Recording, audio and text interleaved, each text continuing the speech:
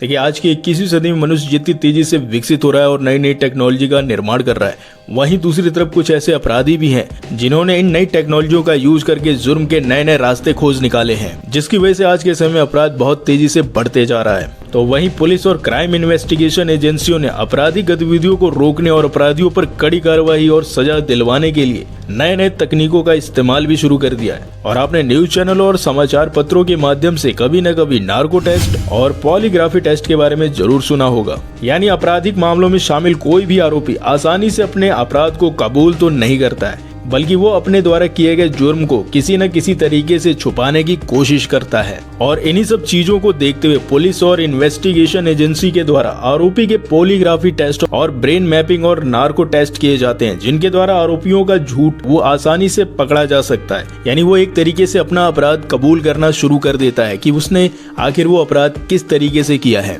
और ये narco test भी ऐसे वैसे अपराधियों का नहीं करवाया जाता है, ये अधिकतर उन अपराधियों का कराया जाता है जिन्होंने कुछ ज्यादा ही बड़ा अपराध किया होता है। और आपको ये भी जानकर हैरानी हुई कि इस नार्को टेस्ट की मंजूरी कोर्ट से ली जाती है, तभी किसी भी अपराधी का नार्को टेस्ट किया जा सकता है। बिना कोर्ट की मंजूरी से ये परमिशन नहीं है कि आप किसी भी अपराधी का नार्को टेस्ट कर सकते हैं, क्योंकि ये जो नार्को टेस्ट है वो एक तरीके का गैर आक्रामक मनोचिकित्सक तकनीक है और इसमें साइकोट्रोपिक दवाओं की मात्रा कुछ ज्यादा ही होती है, जैसे कि इसमें सोडियम पेंटोथल का इस्तेमाल किया जाता है। और ये एक तरीके की ऐसी दवा होती है जिसमें आरोपी जो होता है उसके अंदर सोचने समझने की शक्ति बिल्कुल एक तरीके से समाप्त हो जाती है। यानी जो आरोपी होता है वो इस कंडीशन में चले जाता है कि वो अपने दिमाग से सोच के कोई भी षड्यंत्र नहीं कर सकता। यानी जो उसका एक दिमाग होता है एक तरीके से आधे बेहोशी में चले जाता है। और जब ऐसी स्थिति में जब आरोपी चले जाता है तो जो क्राइम इन्वेस्टिगेशन की जो टीम होती है वो उस आरोपी से सवाल जवाब करते हैं कि आखिर उस कथित आरोपी ने किस तरीके से जुर्म को अंजाम दिया। और जब आरोपी से ऐसा पूछा जाता है कि आखिर उसने इस जुर्म को कैसे अंजाम दिया, तो वो सारी बातें सच सच बताता है कि आखिर उसने ऐसा कैसे किया।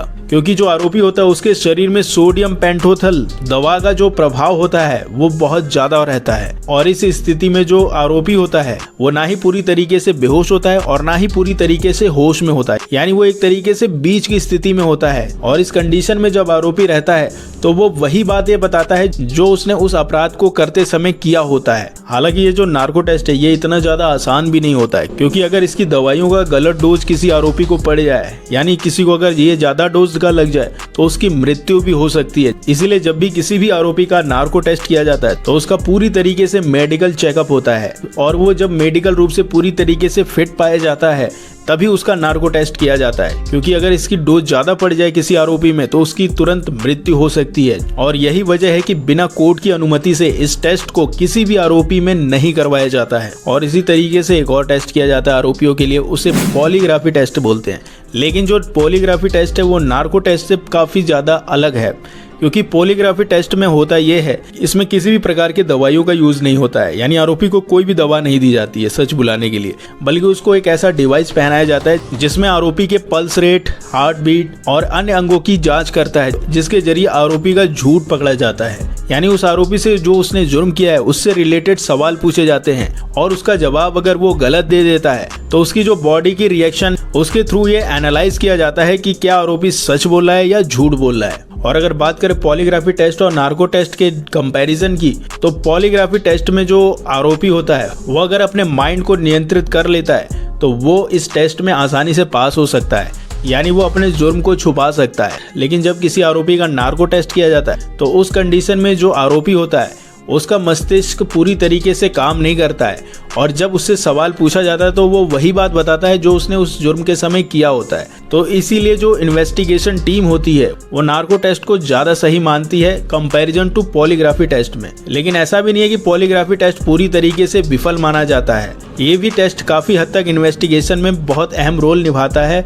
और इसमें जो सवाल पूछने वाले इन्वेस्टिगेशन की टीम होती है वो साइकोलॉजिकल रूप से जो आरोपी होता है उसको ट्रेस करती है, और अगर व्यक्ति ने गलत जवाब दे दिया तो इसमें भी वो पकड़ा जाता है। इसीलिए जो बड़े बड़े अपराधी होते हैं वो नार्को टेस्ट और पॉलीग्राफी टेस्ट से हमेशा बचने का रास्ता ढूंढते रहते हैं। तो अगर बात करें दुनिया में सबसे पहले नार्को टेस्ट किसका किया गया था, तो ऐसे सबूत मिलते हैं कि नार्को टेस्ट का जो पहला प्रयोग है वो साल 1992 में अमेरिका के द्वारा किया गया था एक अपराधी मामले में।